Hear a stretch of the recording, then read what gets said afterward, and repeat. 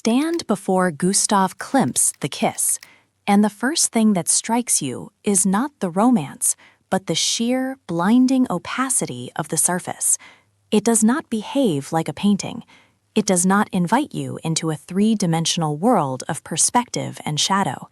Instead, it confronts you with a wall of shimmering metal, a flat, impenetrable barrier of gold leaf that reflects the light of the room back into your own eyes. It is an icon in the truest Byzantine sense of the word, a sacred object meant to be worshipped rather than merely observed. But what exactly are we worshipping here? Look past the initial dazzle of the gold, and you begin to see the tension vibrating beneath the surface. The couple is not standing on solid ground. They are perched on the edge of a floral precipice, suspended in a dark, indifferent void that threatens to swallow them whole if they make a single wrong move. The embrace itself is ambiguous, teetering on the razor's edge between tenderness and possession. The man's neck is craned forward, his face hidden, losing his identity in the act of dominance. The woman, conversely, is fully exposed to us. Her eyes are closed, her face turned upward, but look at the angle of her neck. It is bent to the point of discomfort, almost snapping under the weight of his kiss. Her hands are not caressohen, they are curled, claw-like, attempting to create space, or perhaps holding on for dear life as the abyss looms beneath them. This claustrophobic intensity is deliberate. Klimt did not discover this aesthetic in the polite salons of Vienna, but in the damp, silent basilicas of Ravenna, Italy. There he stood beneath the glittering mosaics of Justinian and Theodora, watching how the flickering candlelight made the static figures seem to move and breathe. He realized that gold could do what paint could not. It could remove a subject from the timeline of history and place it in the eternal now. By wrapping his lovers in these golden vestments, he was not merely decorating them, he was sanctifying them. He was taking the carnal, messy, biological act of sex, the very thing polite Viennese society pretended did not exist, and dressed it in the robes of saints. Yet Klimt was playing a sophisticated game of hide-and-seek with his censors. Observe the patterns on their robes. They are not random ornamentation. The man is cloaked in rigid, vertical rectangles in black, white, and gray, hard, phallic, aggressive geometries that speak of logic and structure. The woman, inextricably merged with him, is covered in soft, concentric circles and vibrant floral motifs, symbols of the womb, the organic, the fluid. It is a biological diagram disguised as a decorative pattern. Klimt was smuggling the raw mechanics of reproduction into the drawing rooms of the aristocracy, hiding the filth of human instinct inside a golden cage so beautiful that the critics could not look away. He trapped the viewer in a paradox.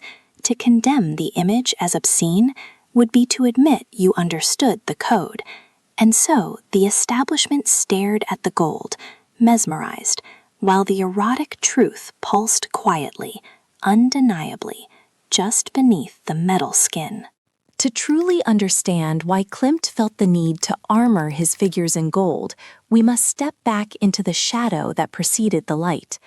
Before he became the celebrated master of the golden phase, Gustav Klimt was the central antagonist in one of the most vicious art scandals in history. The year was 1894, and the Ministry of Education had handed him the most prestigious commission in the empire, to paint the ceiling of the University of Vienna's Great Hall. The assignment was clear. He was to create 3 allegorical paintings celebrating the triumph of Western civilization, philosophy, medicine, and jurisprudence. The establishment expected noble, draped figures gazing wisely toward the heavens, symbols of how rational thought had conquered the darkness of ignorance. What Klimt gave them was a nightmare. He did not paint the triumphs of reason, he painted the futility of existence.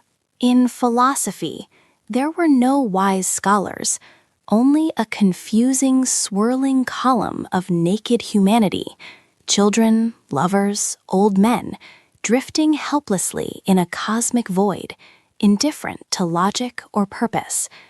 A terrifying sphinx stared out from the darkness, its gaze cold and unanswering. It was a visual declaration that science explains nothing about the soul. The critics were baffled, but when Klimt unveiled medicine, bafflement turned to rage. Instead of celebrating the healing power of doctors, Klimt painted Hygeia, the goddess of health, with her back turned to a mass of suffering, dying bodies. She held a snake and a cup, looking at the viewer with the arrogant detachment of a femme fatale, while behind her, skeletons and pregnant women floated in a soup of decay. It was medical waste, the critics screamed. It was an insult to the profession. Then came jurisprudence, the final blow. The law was supposed to be the pillar of justice. In Klimt's vision, it was a dungeon. A withered, emaciated old man stands bowed in shame, surrounded by the three furies, serpentine, terrifying women who seem ready to devour him. Justice is a tiny, distant figure in the background, utterly powerless to stop the torment. The message was devastating. The law does not protect us. It crushes us. The reaction was nuclear. 87 professors signed a petition against him. He was accused of pornography and perverted excess.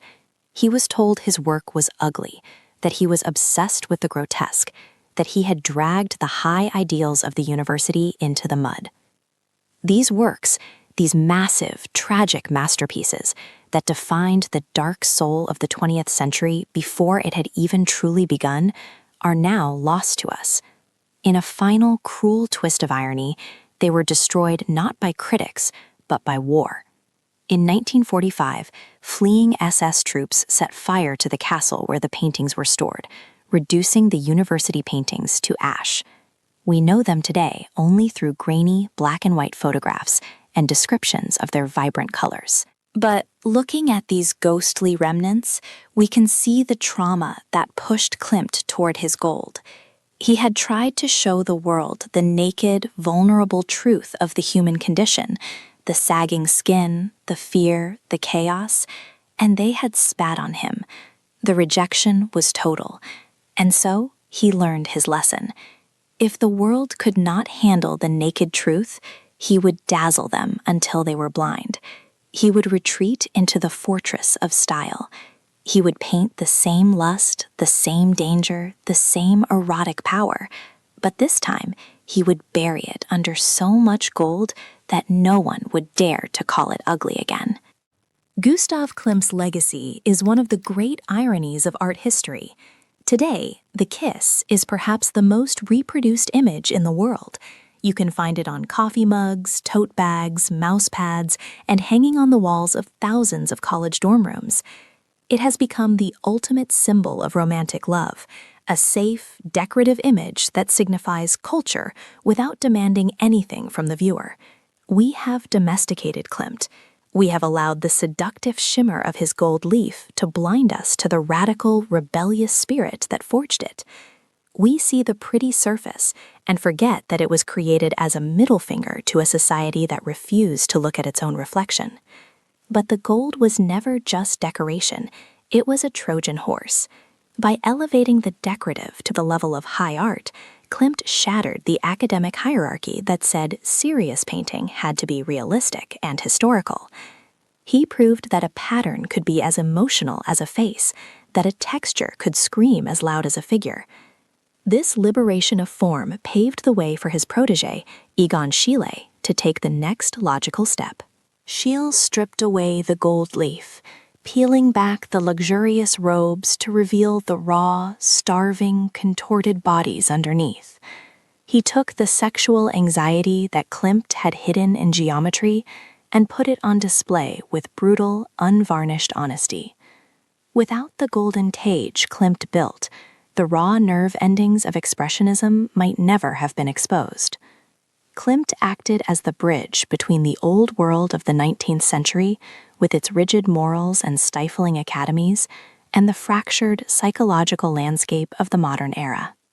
Yet there is a lingering melancholy when we consider his total body of work.